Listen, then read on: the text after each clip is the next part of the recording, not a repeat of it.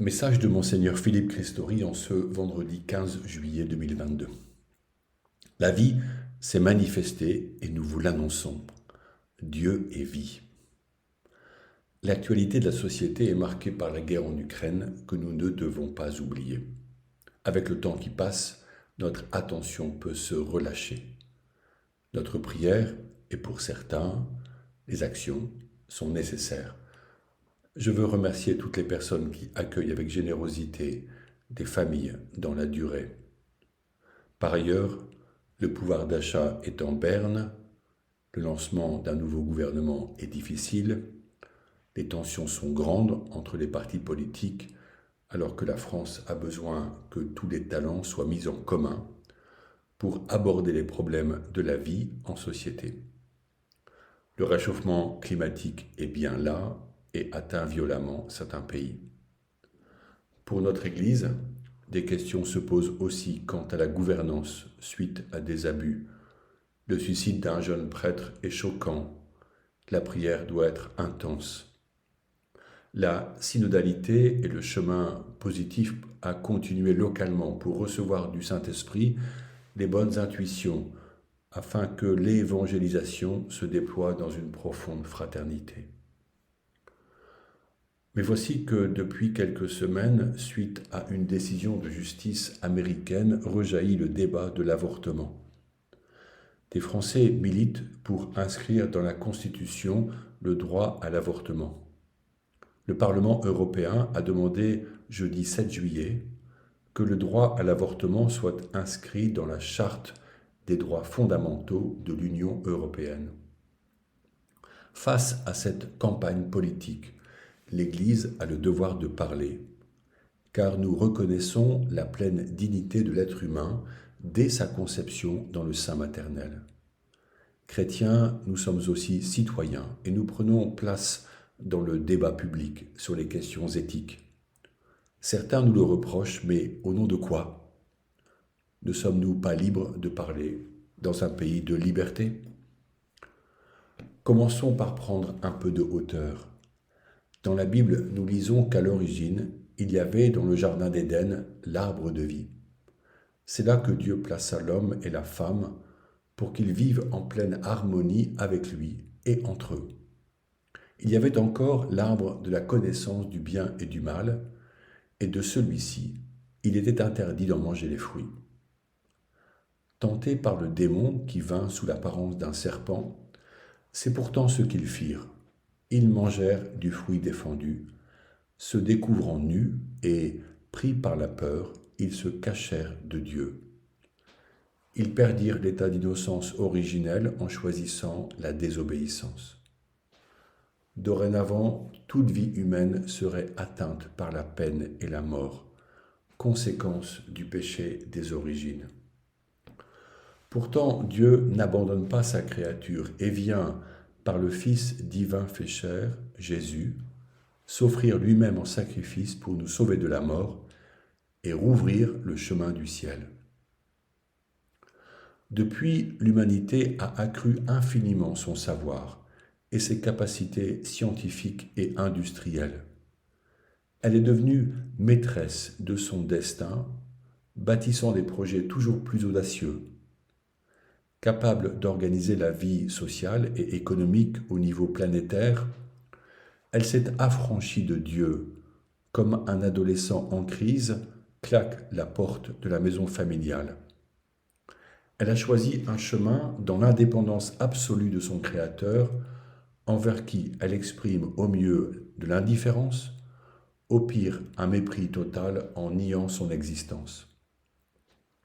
Avec cette puissance technique et le pouvoir politique déconnecté de tout lien avec la loi donnée par Dieu, la vie humaine, animale et végétale, est devenue un bien de consommation géré par l'État et d'énormes sociétés qui considèrent être les garants et les gérants de la vie de chacun.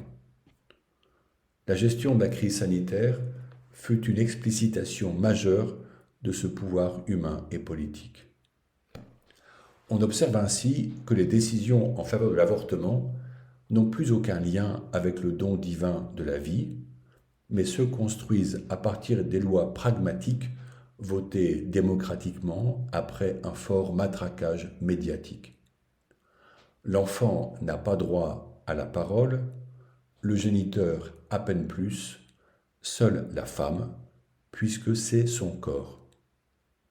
Si l'Amérique donne à chaque État le droit démocratique de légiférer sur l'avortement, de le permettre ou de l'interdire, en France, on est vent debout contre ce qui est qualifié de reculade culturelle moyenâgeuse. Tous les médias ont soutenu les centaines de manifestants venus manifester le 3 juillet pour le droit à l'IVG et en demander l'inscription dans la Constitution. Les journalistes ont abondamment parlé de nombreuses manifestations. En réalité, elles ont rassemblé quelques centaines de personnes, sauf à Paris où 2000 manifestants se sont retrouvés. La couverture médiatique n'est donc pas proportionnelle à l'engagement individuel.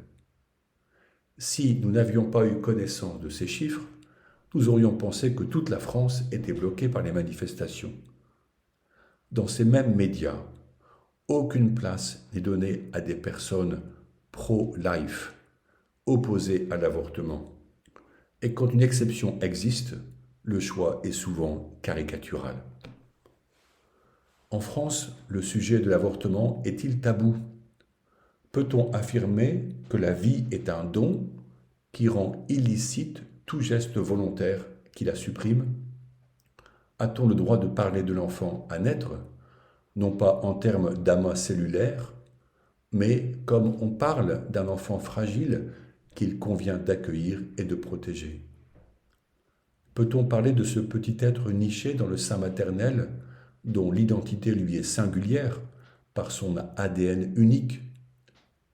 Ose-t-on évoquer le père de cet enfant, qui ne peut légalement s'opposer au choix de l'IVG de la mère? Parle-t-on du syndrome post-avortement que vivent tant de femmes dans les larmes et le silence? Ces questions sont graves et ne peuvent être tues. Dieu, par la voix des prophètes, propose un chemin de vie. Je mets devant toi la vie ou la mort, la bénédiction ou la malédiction. Choisis donc la vie pour que vous viviez, toi et ta descendance. Deutéronome 30 au verset 19. La foi chrétienne est toujours liée à l'admirable regard que Dieu porte sur chaque être humain dès sa conception. Voici pourquoi l'enfant est déjà un être humain dans le sein maternel, connu et aimé de Dieu son Créateur. Écoutez encore ces mots merveilleux qui nous concernent personnellement. Avant même de te façonner dans le sein de ta mère, je te connaissais. Avant que tu viennes au jour, je t'ai consacré. Jérémie 1 au verset 5.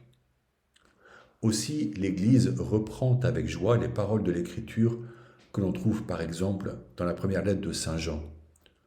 Oui, la vie s'est manifestée, nous l'avons vue et nous rendons témoignage. 1 Jean 1, verset 1. Nous sommes chrétiens et nous annonçons la vie qui nous a été donnée, qui nous est confiée, qui est le bien le plus précieux, surtout dans la fragilité de l'enfant à naître. Aucune motivation ne peut rendre licite ce qui est illicite. Je veux parler de la suppression volontaire de la vie. Pourquoi une vie innocente est-elle si encombrante qu'il faille la supprimer? Ne peut-on pas imaginer d'autres voies, une espérance et un accueil pour l'enfant? Ne doit-on pas se réjouir quand des associations accompagnent des femmes en détresse sociale devant une grossesse malvenue, mais qui au fond d'elle-même aiment l'enfant qu'elle porte? Je peux comprendre que certaines grossesses ne viennent pas à point nommé, qu'elles sont un lourd fardeau pour celles qui portent l'enfant. Mais notre culture et notre civilisation sont-elles à court d'idées et de moyens au point de promouvoir la mort de l'enfant comme seule issue? Quelle éducation à la vie offre-t-on aux jeunes générations quand l'avortement est banalisé. Inscrire le droit à l'avortement dans la Constitution française, qui est la norme législative suprême de l'État français, qui est le texte porteur des plus hautes valeurs de la République, c'est y graver le droit de tuer celui qui n'a pas de voix pour nous crier qu'il existe pour vivre. La Constitution sera-t-elle encore un texte unanimement reconnu par le peuple entier?